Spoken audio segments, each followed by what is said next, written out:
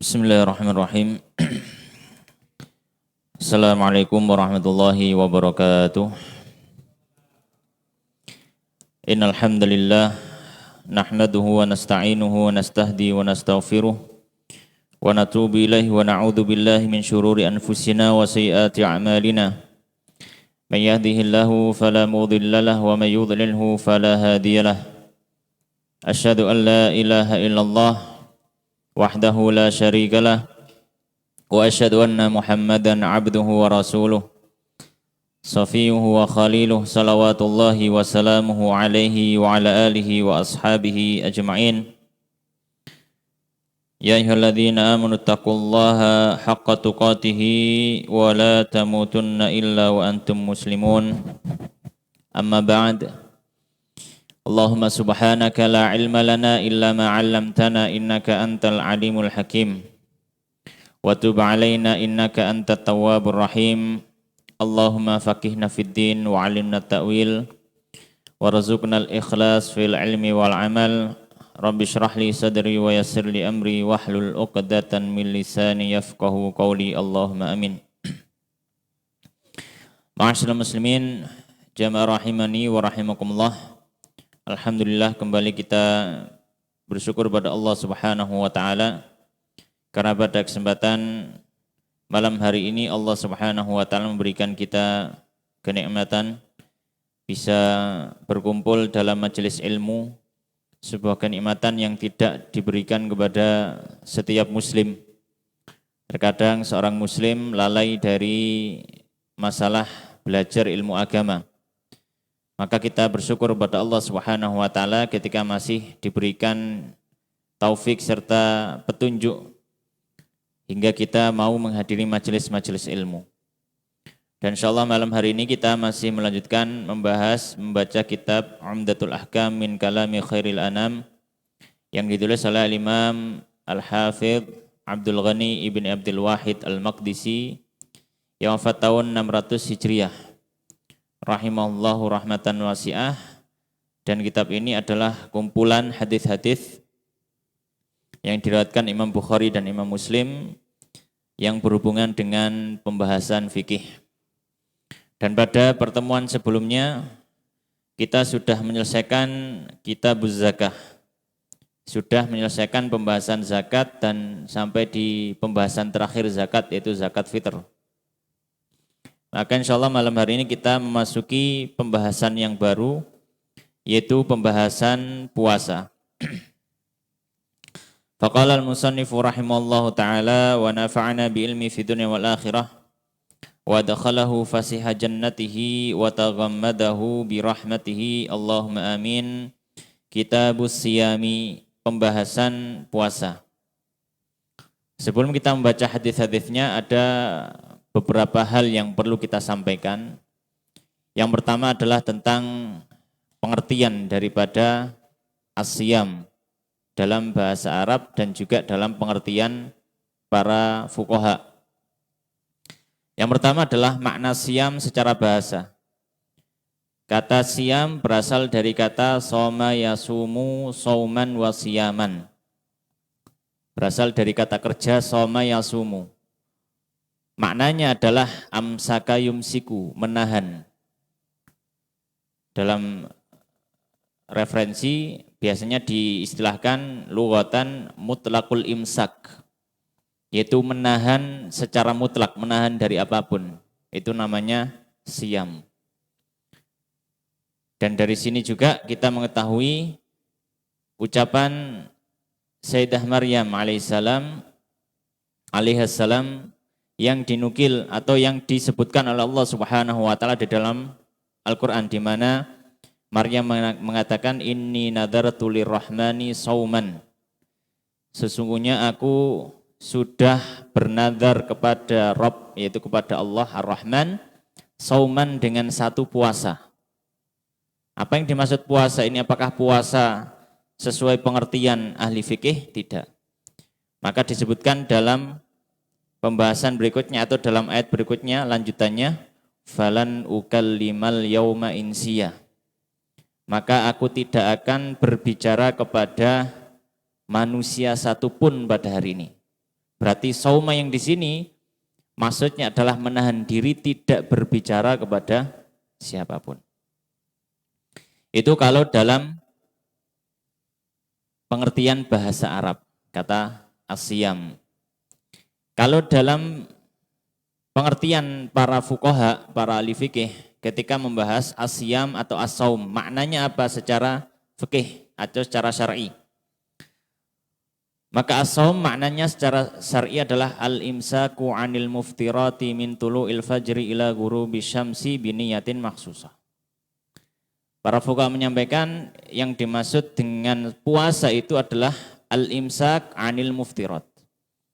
Menahan diri tapi dengan tambahan catatan dari pembatal-pembatal puasa.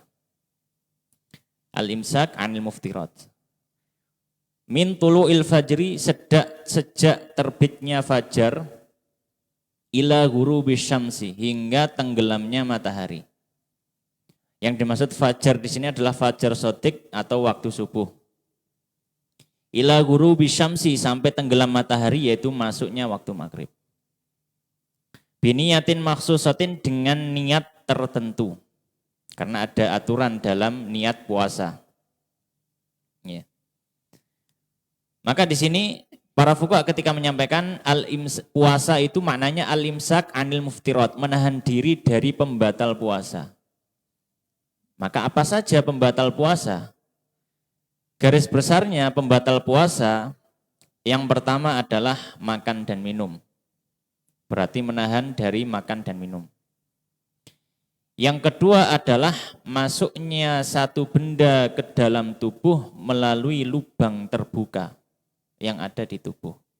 Masuknya air ke hidung, masuknya air ke telinga misalkan. Atau masuknya sesuatu ke kubul dan juga dubur. Maka hal-hal ini termasuk muftir, pembatal puasa. Maka yang pertama termasuk kategori muftirat adalah makan dan minum. Namanya makan dan minum ya harus makanan, harus minuman. Jalurnya juga lewat mulut. Yang kedua adalah masuknya sesuatu melalui atau masuknya sesuatu ke dalam tubuh melalui lubang terbuka. Yang ketiga adalah jima, berhubungan suami istri. Yang keempat adalah khurujul mani an mubasyaratin, keluarnya air mani karena sebab sentuhan. Keluarnya air mani karena sebab sentuhan. Maka dari sini kita tahu kalau misalkan seorang mimpi basah tidak ada atau tidak membatalkan puasanya. Kenapa? Karena keluar air mani tanpa ada sentuhan sama sekali. Ya. Kemudian at-taqayyu atau al-istiqa'ah, bersengaja muntah. Maka ini juga membatalkan puasa. Maka 5 hal ini masuk dalam kategori muftirat. Ya. Maka yang dimaksud dengan al-imsaku 'anil muftirat, menahan dari 5 hal ini. Maka tidak termasuk di dalamnya al-kalam. Maka namanya puasa tidak ada kewajiban dia untuk tidak berbicara. Silakan dia berbicara. Karena berbicara bukan termasuk pembatal puasa. Baik.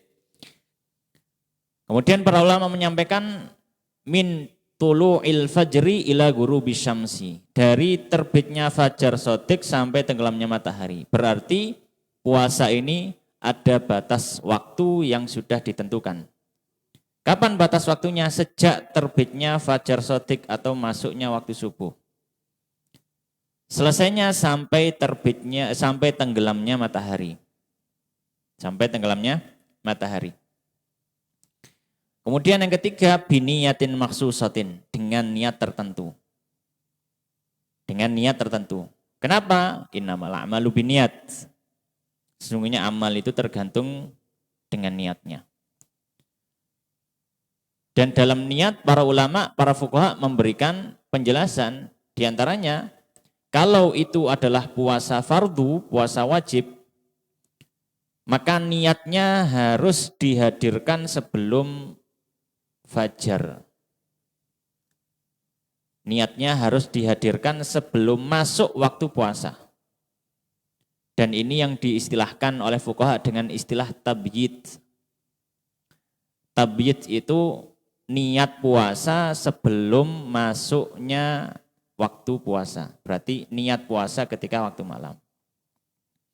Dalam hadis disebutkan,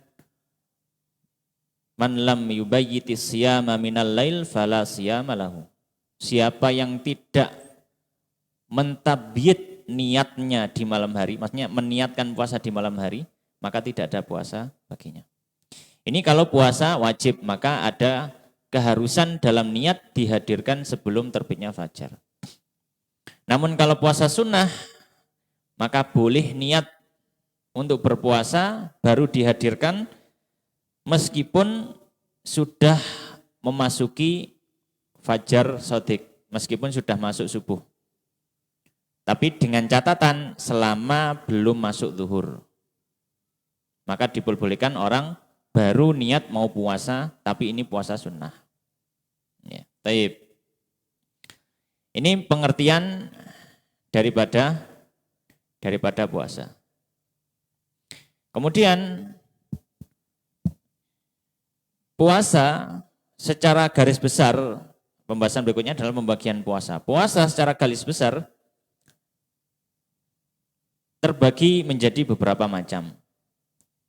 Yang pertama adalah puasa yang hukumnya wajib. Puasa yang hukumnya wajib. Apa saja puasa yang hukumnya wajib? Jelas, yang pertama puasa Ramadan, wajib. Dalilnya firman Allah Subhanahu wa taala, "Syahrul Ramadan alladzi unzila fihil Qur'anu hudal linnasi wa bayyinatin minal huda wal furqan, faman syahida minkumus syahra falyasu." Maka siapa yang mempersaksikan dari kalian di bulan tersebut, maksudnya bulan Ramadan, falyasum, maka dia berpuasa. Maka puasa yang pertama yang wajib adalah puasa Ramadan. Yang kedua adalah puasa qadha Ramadan. Maka ini juga wajib. Ketika orang punya hutang, maka wajib membayar. Landasannya adalah firman Allah Subhanahu wa taala, "Faman kana minkum maridhan aw 'ala safarin fa'iddatun min ayyamin ukhra." Maka siapa yang sakit atau dia safar, maka dengan hitungan di hari yang lain. Maksudnya apa yang dimaksud dengan hitungan? Maksudnya adalah qadha puasa itu sesuai hitungan yang kau tinggalkan pada hari selain Ramadan. Ya, pada hari selain Ramadan. Fa'iddatun min ayyamin ukhra. Ya. Baik. Kemudian yang ketiga termasuk juga puasa wajib adalah puasa nadar. Puasa nadar. Misalkan seorang bernadar seandainya atau jika Allah Subhanahu wa taala menyembuhkan penyakitku, maka aku akan puasa Senin Kamis selama 1 bulan. Maka puasa Senin Kamis yang awalnya tidak wajib, kemudian dia sembuh, menjadi wajib atasnya untuk puasa Senin Kamis seukuran 1 bulan. Seukuran 1 bulan. Sebagaimana hal ini dilandasi sabda Nabi Shallallahu Alaihi Wasallam, man nadhara an yuti Allah falyuti'hu. Siapa yang bernadar untuk mentaati Allah, dia harus taati. Makanya dia laksanakan nadarnya. Wa man nadhara an ya'siyah fala ya'sih.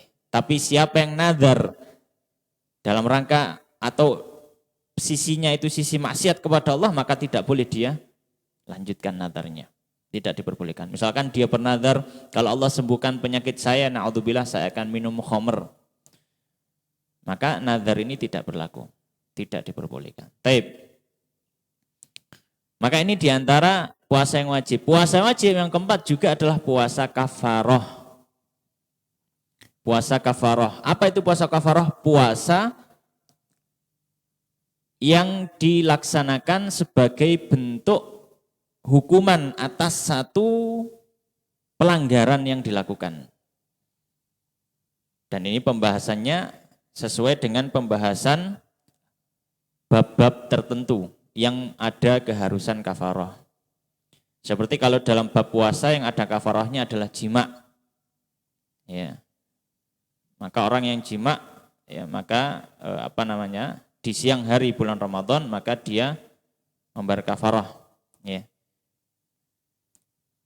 Yaitu dengan diantaranya adalah pertama dia harus membebaskan budak, kalau tidak mampu maka dia berpuasa selama 2 bulan berturut-turut. Ya. Fasyamu syahraini mutatabi'in, 2 bulan berturut-turut. Kalau tidak bisa, baru dia memberikan makan pada 60 fakir miskin. Maka kafarah ini adalah kewajiban. Kenapa? Karena dia sebagai hukuman. Dan namanya hukuman, enggak ada hukuman itu sifatnya sunnah. Namanya hukuman yang harus dilaksanakan. Maka ini adalah jenis yang pertama, yaitu puasa yang wajib. Jenis yang kedua adalah puasa yang sunnah, yaitu apa? Yaitu puasa selain yang disebutkan tadi. Maka semuanya masuk dalam kategori sunnah. Ini sebagai mukaddimah dari pembahasan kitab Siyam pada kitab Umdatul Ahkam ini. Sekarang kita akan membaca hadis-hadis yang ada dalam kitab Siyam. Qala al-musannif rahimahullah taala, hadis yang pertama. An Abi Hurairah radhiyallahu taala anhu, dari sahabat Abu Hurairah radhiyallahu taala anhu, qala, beliau mengatakan, qala Rasulullah, bersabda Rasulullah sallallahu alaihi wasallam, la taqaddamu, janganlah kalian mendahului Ramadhana, bulan Ramadan, bisaumi yaumin, dengan berpuasa sehari sebelumnya, au yaumaini, atau 2 hari sebelumnya, illa, kecuali rajulan, seseorang atau seorang laki-laki, kana yasumu, yang dia sudah biasa puasa, sauman, dengan satu puasa, fal yasumhu, maka silahkan dia berpuasa dengan puasa yang sudah jadi kebiasaan dia itu. Ya. Maka hadis ini diriwayatkan Imam Bukhari dan juga Imam Muslim. Dan di hadis ini ada beberapa hukum-hukum dan faedah-faedah yang bisa kita ambil. Faedah yang pertama, sabda Nabi sallallahu alaihi wasallam, la taqaddamu Ramadhana bisaumi yaumin. Jangan dahului bulan Ramadan dengan berpuasa sehari sebelumnya.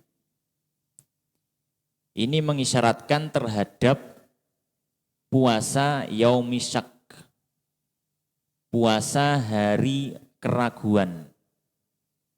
Kapan hari keraguan itu? Hari keraguan itu adalah tanggal 30 Sya'ban atau 1 Ramadan.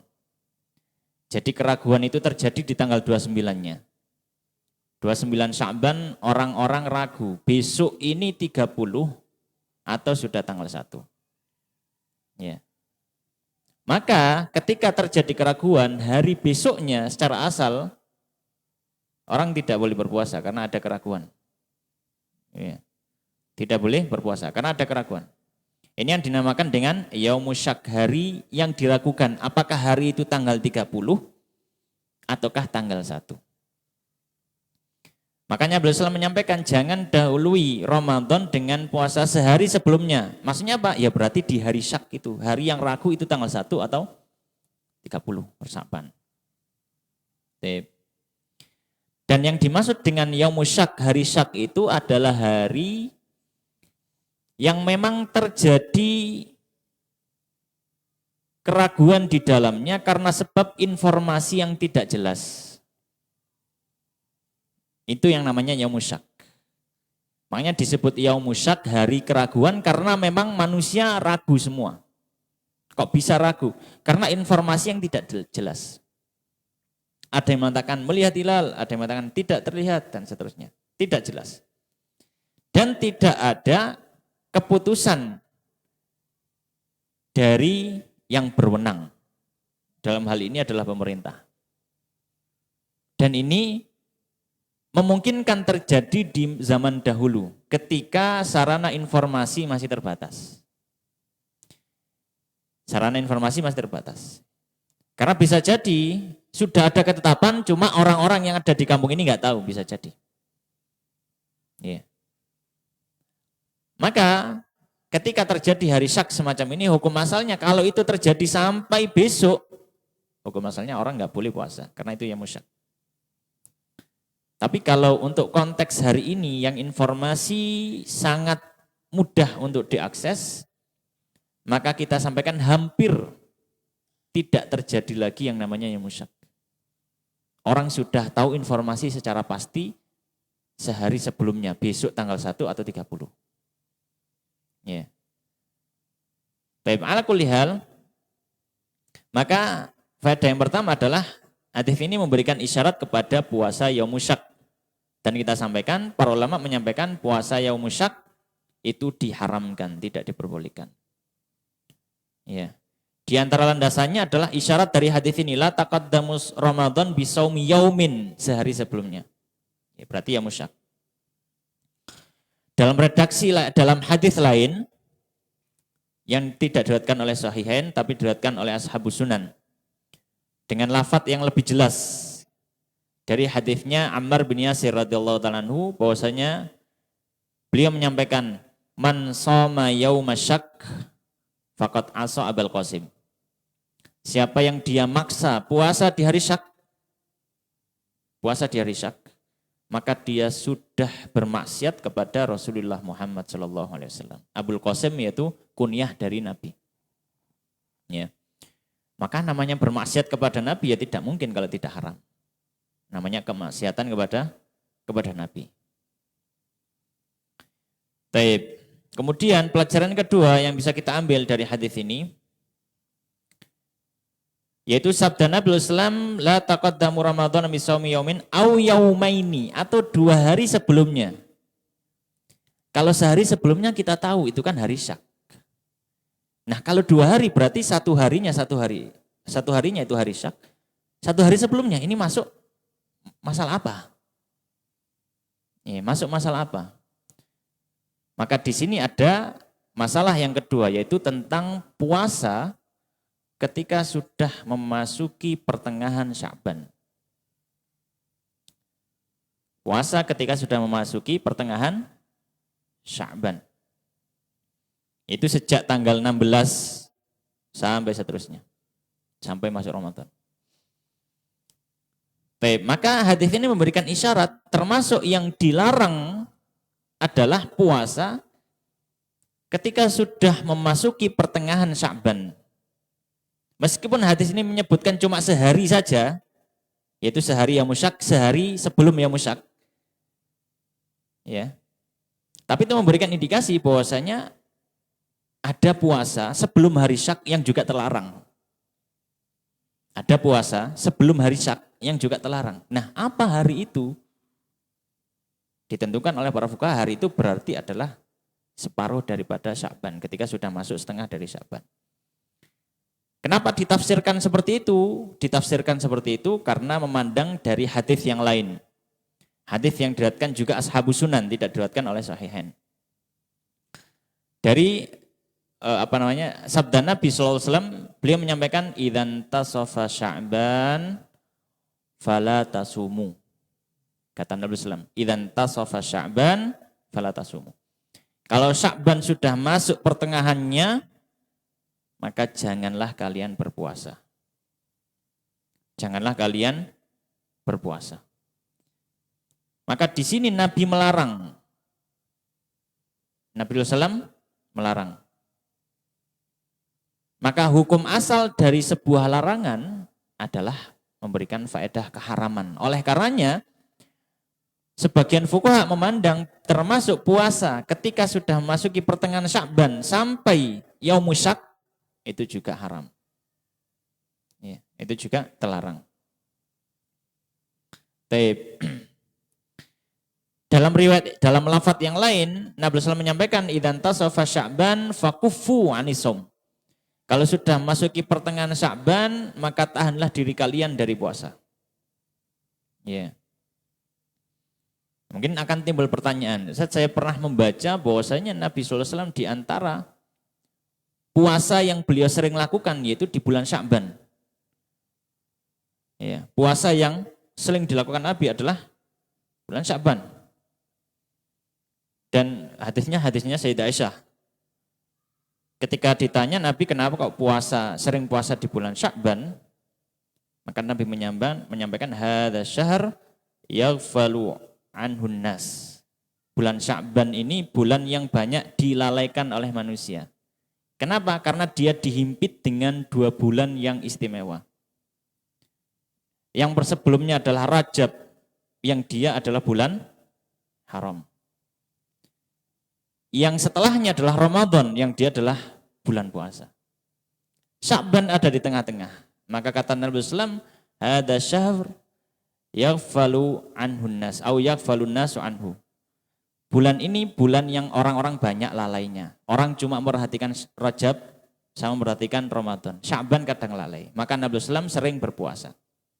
Bagaimana dengan hadis ini? Maka hadis ini tidak ada masalah. Nabi berpuasa bulan Sya'ban, tidak ada masalah. Maka hadis yang mengatakan Nabi berpuasa di bulan Sya'ban dibawa ke ranah pengecualian yang akan kita bahas pada pembahasan ketiga.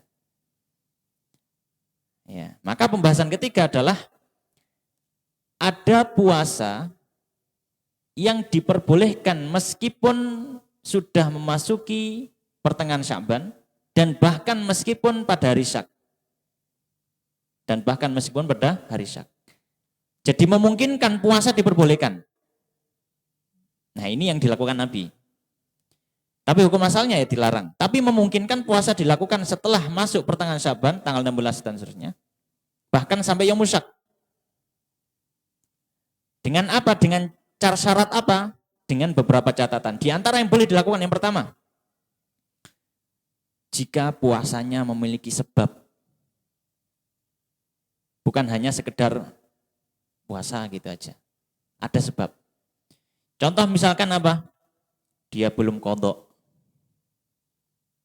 Sedangkan sudah mau masuk Ramadan.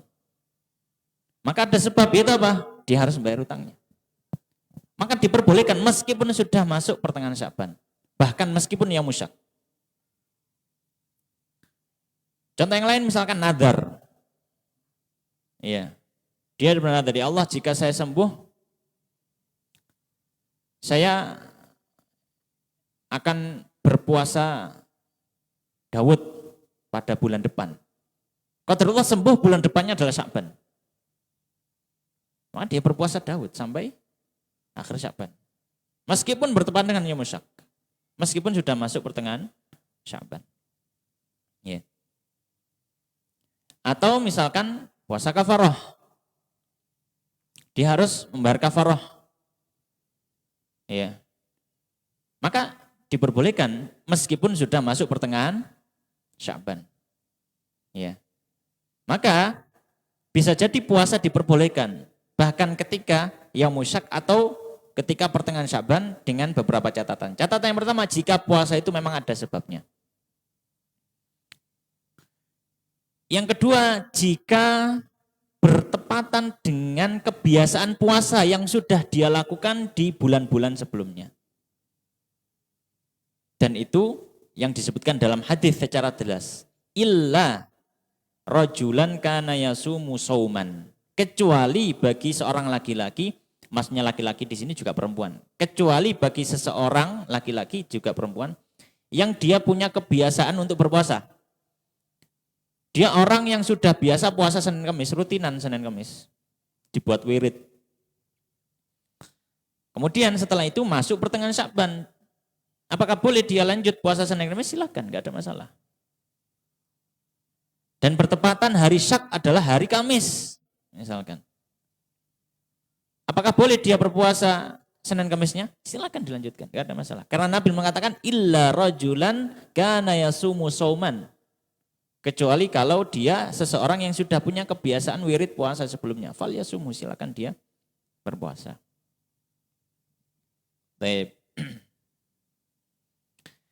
Maka ini diantara hal-hal yang menjadi pengecualian larangan puasa setelah masuk pertengahan Sya'ban ataupun di hari Syak.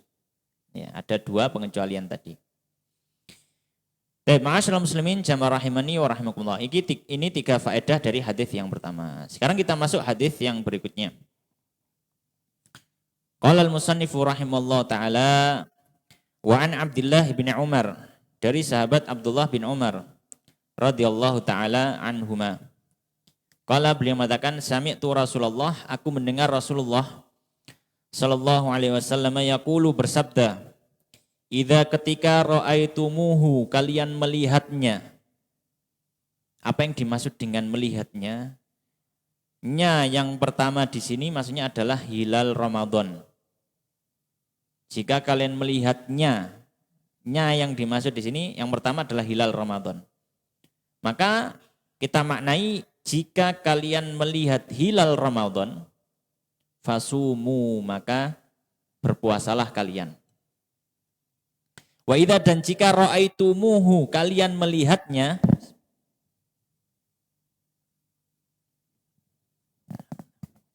nya yang kedua ini maknanya adalah hilal Syawal. Maka kita maknai, dan ketika kalian melihat hilal Syawal, fa'aftiru, maka berbukalah, maksudnya adalah berhari rayalah. Fa'in humma, dan jika tertutup awan, alaikum, atas kalian.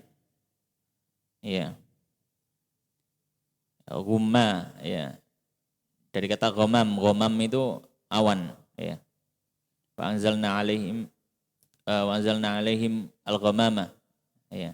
Dan kami turunkan atau kami naungkan kepada mereka ghamam, ya. Alaikum, atas kalian, faqduru, dalam artian enggak bisa dilihat hilalnya.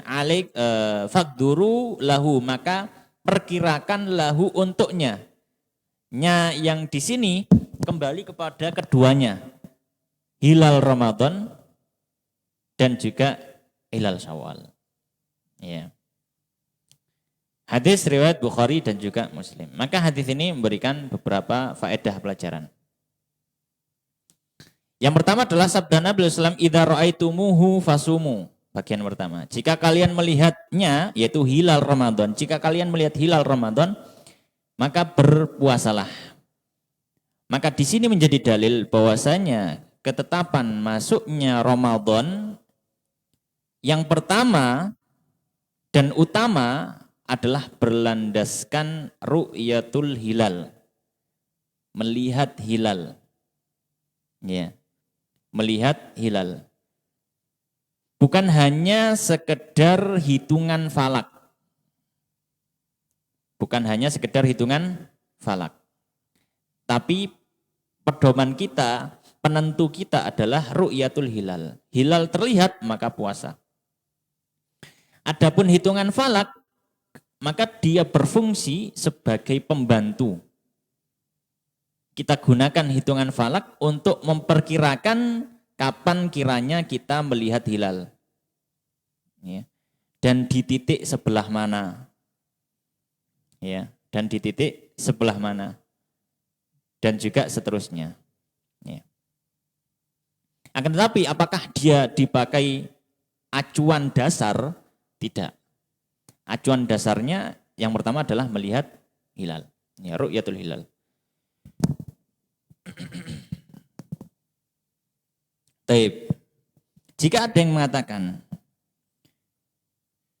hadis ini berlaku di zaman itu, di mana di zaman Nabi SAW memang ilmu falak masih belum tersebar di kalangan kaum muslimin. Ya, di kalangan kaum muslimin. Jadi orang masih menggunakan cara tradisional. Apa itu? Dengan melihat langsung. Ya, dengan melihat langsung. Nah, di zaman setelahnya ketika kita sudah punya teknologi untuk mengetahui bulan sudah berganti yang baru atau tidak, maka di sini tingkat pengetahuan kita terhadap pergantian bulan lebih tinggi dari sisi keyakinan. Kita lebih yakin bahwasanya bulan memang berganti berdasarkan hitungan falak tadi. Ya. Maka yang dimaksud dengan hadis ini bukan memang melihat, tapi mengetahui bahwasanya memang bulan sudah Mungkin ada yang mengatakan semacam ini. Sehingga apa? Sehingga tidak ada masalah kalau misalkan hitungan hisab falaki, hitungan falak itu jadi acuan dasar. Maka kita sampaikan, maka kita jawab. Benar memang di zaman Nabi ilmu falak belum tersebar. Belum tersebar luas. Iya. Tapi di zaman setelahnya ilmu falak semacam itu sudah tersebar. Bahkan akhirnya dikuasai oleh orang Islam. Wabil khusus di zamannya Khalifah Abbasiyah. Yang perlu kita ketahui di zaman Khalifah Abbasiyah, kekhilafahan kekhilafahan setelah Umayyah ya, setelah Khulafaur Rasyidin, kemudian Bani Umayyah, kemudian habis itu Bani Abbas. Di zamannya Abbasiyah itu adalah zaman keemasan para ulama. 4 mazhab itu berada di Abbasiyah. 4 mazhab itu Abbasiyah. Maka di zaman Abbasiyah ilmu falak dikuasai oleh kaum muslimin. Tapi meskipun demikian para fuqaha tetap menyatakan pakai ru'yah. Kalau seandainya yang dimaksud di sini adalah mengetahui perpindahan atau pergantian bulan, maka para fuqaha yang zaman itu sudah menguasai ilmu falak tentu akan menggeser makna hadis. Ya kita sekarang sudah menguasai falak kok, kita pakai hitungan saja nggak perlu ru'yah. Tapi faktanya, realitanya di zaman Abbasiyah, zaman keemasan ilmu Islam, yang ilmu falak juga dikuasai, para fuqaha tetap menyatakan tetap digunakan ru'yatul hilal. Maka ini menunjukkan bahwasanya yang dimaksud bukanlah mengetahui pergantian bulan, tapi memang ru'yatul hilal itu sendiri. Ya. Dalilnya apa? Dalilnya adalah realitas ulama yang ada di zaman dinasti Abbasiyah itu. Baik. Maka ini faedah yang pertama. Ya. Mungkin adzan terlebih dahulu, kemudian kita akan lanjutkan sedikit.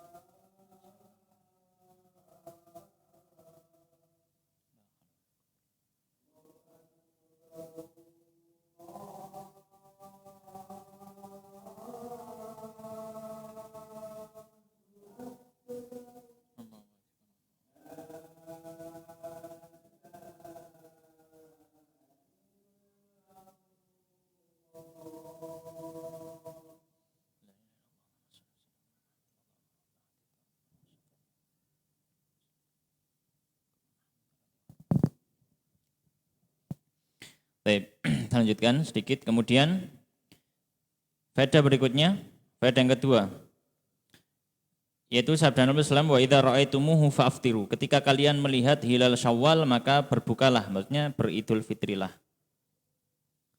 Maka di sini hadis ini juga lafadz ini menjadi dalil bahwasanya masuknya bulan Syawal juga ditetapkan dengan landasan ru'yatul hilal atau melihat hilal. Ya. Maka ini adalah metode penetapan yang pertama. Metode penetapan yang pertama, ya. Dan bukan hanya sekedar menggunakan hitungan falak sebagaimana penjelasan yang sudah kita jelaskan pada faedah yang pertama tadi. Kemudian faedah yang ketiga, pada sabda Nabi SAW, fa in ghumma alaikum, jika dinaungi awan atas kalian, faqduru lahu, maka perkilakanlah dia. Yang dimaksud perkilakanlah dia itu dianya ini kembali kepada Ramadan dan Syawal. Apa yang dimaksud dengan perkirakanlah? Yang dimaksud dengan faqduru lahu maknanya adalah disuruh untuk menggenapkan bulan sebelumnya menjadi 30 hari. Ya. Menggenapkan bulan sebelumnya menjadi 30 hari. Ya. Karena dalam lafadz yang lain Nabi SAW menyampaikan fa'atimmul iddata thalathin, maka sempurnakanlah hitungan menjadi 30. Ya. Maka dimaksud dengan memperkirakan di sini bukan menggunakan hisab. Karena ada hadis lain yang menjelaskan dalam redaksi ini faqdurulah. Dalam redaksi yang lain fa'atimmul iddata thalathin, lengkapi hitungannya selama 30 hari. Ya. Dalam redaksi yang lain faqduru sya'bana thalathina yauman au kama qol. Maka perkirakanlah Sya'ban itu menjadi 30 hari, yaitu berarti bulan sebelumnya. Ya. Dalam redaksi yang lain faqdurul iddata thalathin. Ya. Maka perkirakan hitungannya 30 hari. Ala kulli hal, banyak redaksi yang semuanya bermuara pada satu kesimpulan bahwasan yang dimaksud faqdurulahu di sini adalah disuruh menggenapkan hitungan bulan sebelumnya menjadi 30 hari. Ya, menjadi 30 hari. Dan ini menjadi metode kedua dalam menetapkan bulan Ramadan serta bulan Syawal. Ketika tidak dimungkinkan untuk melihat hilal, tidak dimungkinkan melihat hilal dengan alasan apapun. Semua yang melihat mengatakan tidak terlihat. Tidak terlihat. Ya, mau itu karena memang tidak memungkinkan untuk dilihat karena masih di bawah ufuk, atau mungkin sudah muncul tapi ketutupan mendung, maka kita menggunakan atau kita beralih ke metode kedua dalam penetapan, yaitu melengkapi bulan sebelumnya 30 hari. Ya, melengkapi bulan sebelumnya 30 hari. Ya. Dan ini yang diamalkan oleh para fuqaha dari zaman dahulu sampai hari ini. Yang dimaksud fuqaha di sini adalah keumuman ulama. Keumuman ulama dan tidak menggunakan hitungan falak. Taib. Kemudian faedah yang keempat yang kita tambahkan di sini, ya. Faedah keempat yang kita tambahkan di sini adalah tentang masalah menerima informasi tentang melihat hilal. Ini berlaku bagi pemimpin yang punya kuasa untuk menetapkan bulan. Tentang masalah menerima informasi dalam melihat hilal. Maka kita sampaikan, hukum asalnya tidak diterima informasi bahwasanya hilal terlihat untuk bulan apapun kecuali dengan persaksian 2 orang laki-laki muslim yang adil, muslim yang tidak fasik. Dan ini apabila berhubungan dengan aturan-aturan keagamaan. Ya. Hukum asalnya tidak diterima informasi melihat hilal kecuali dari dua orang, yang dua orang ini muslim mukallaf dan dia tidak dikenal dengan kefasikannya. Dan dia punya kemampuan untuk mengidentifikasi hilal. Ya. Kalau zaman dulu tidak dipersyaratkan kemampuan untuk mengidentifikasi hilal. Kenapa? Karena itu sudah jadi kemampuan dasar manusia di zaman itu. Sekarang melihat hilal ini sudah bukan jadi kemampuan dasar manusia. Ya. Suruh melihat rasi bintang saja bingung kadang anak-anak itu. Ya. Apalagi melihat hilal. Kalau zaman dulu itu sudah jadi kemampuan dasar, setiap orang tahu. Setiap orang tahu. Karena ya memang teknologi masih terbatas. Pencahayaan juga mendukung karena gelap, mudah untuk melihat langit. Ya sekarang sudah teknologi sudah tersebar, pencahayaan juga mengganggu kita. Ala kulli hal. Itu. Dan ini yang dimaksud penetapan ini jika berhubungan dengan hal-hal yang sifatnya aturan agama. Contoh misalkan untuk aturan iddah. Jika misalkan wanita yang menopause sudah enggak haid lagi, kemudian talak, itu iddahnya kan 3 bulan. Nah 3 bulan itu menggunakan itu tadi, kalender bulan, kalender lunar, hijriah. Dan menggunakan ketetapan semacam itu tadi. Ya kalau hari ini ya mudahnya ya ngikuti ketetapan pemerintah gitu saja. Ya.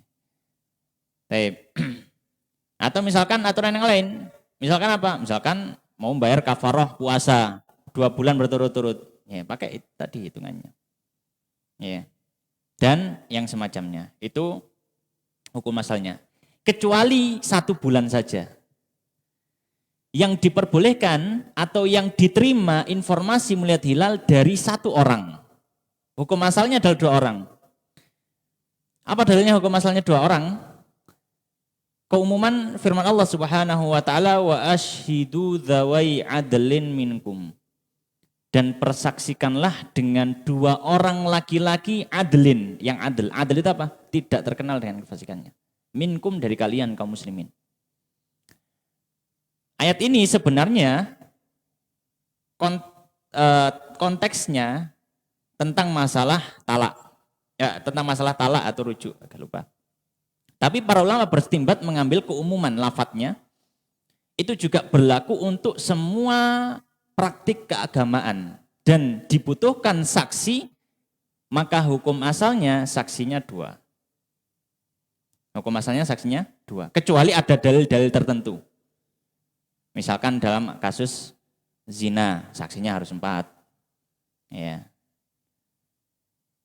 Atau misalkan dalam kasus-kasus persaksian yang tidak diketahui kecuali oleh wanita saja, misalkan apa? Tentang kelahiran anak misalkan, maka saksi wanita boleh, ya saksi wanita boleh dan seterusnya. Jadi hukum asal adalah 2 laki-laki. Termasuk juga masuknya bulan baru yang berhubungan dengan praktik keagamaan. Akan tetapi dikecualikan 1 bulan, yaitu apa? Bulan Ramadan. Diperbolehkan saksinya 1 orang saja. Diperbolehkan saksinya 1 orang saja. Ya. Apa alasannya? Dan ini yang disampaikan oleh Imam Syafi'i. Imam Syafi'i menyampaikan khusus bulan Ramadan, ketika yang ngomong 1 orang saja, saya melihat hilal Ramadan, boleh bagi hakim menetapkan berlandas kesaksian 1 orang saja ini. Ya. Di antara landasannya apa? Landasannya hadis yang diriwayatkan Imam Abu Dawud dari sahabat Anas ibn Abbas radhiyallahu ta'ala anhu, beliau mengatakan, Ja'a Arabiyun ilan Nabi sallallahu alaihi wasallam faqal. Suatu hari datang orang Arab Badui, 1 orang. Arabiyun itu 1 orang Arab Badui kepada Nabi sallallahu alaihi wasallam. Faqal, kemudian Arab Badui yang 1 orang ini mengatakan, inni ra'aitul hilal. Ya. Aku melihat hilal. Hilal apa? Nah, perawi hadis yaitu Al-Hasan Al-Basri. Al-Hasan Al-Basri yang meriwayatkan hadis ini beliau menyampaikan yakni Ramadan. Maksudnya adalah hilal Ramadan. Maka satu orang Arab Badui ini datang kepada Nabi, dia mengatakan, wahai Nabi, saya sudah lihat hilal Ramadan. Kemudian kata Nabi SAW, atasyhadu alla ilaha illallah. Apakah kamu bersaksi bahwasanya tidak ada Tuhan selain Allah? Qala na'am. Laki-laki tidak mengatakan, iya. Atasyhadu anna Muhammad dan Rasulullah. Apakah kamu bersaksi bahwasanya Muhammad Rasulullah? Qala na'am. Dia mengatakan iya. Ya. Nabi memastikan apakah orang ini muslim atau enggak. Nah, makanya tadi dipersyaraatkan muslim. Karena ini berhubungan dengan praktik keagamaan. Maka Nabi SAW kemudian menyampaikan, ya Bilal adzin finnas falyasumu ghadan.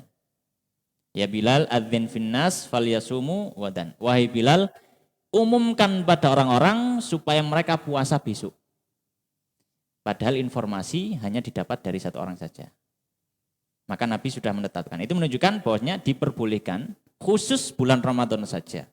Adapun bulan yang lain tetap mengacu pada aturan dasar, yaitu apa? Dibutuhkan 2 saksi dengan syarat yang tadi. Baik, mungkin ini yang bisa kita bahas pada kesempatan malam hari ini. Ya, kita membaca 2 hadis di pembahasan puasa. Insya Allah kita akan lanjutkan di pertemuan yang berikutnya.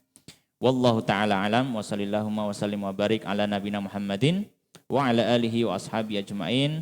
Kita tutup dengan doa kafaratul majlis. Subhanakallahumma wa bihamdika asyhadu an la ilaha illa anta astaghfiruka wa atubu ilaik wa akhiru da'wana alhamdulillahirabbil alamin. Wassalamualaikum warahmatullahi wabarakatuh.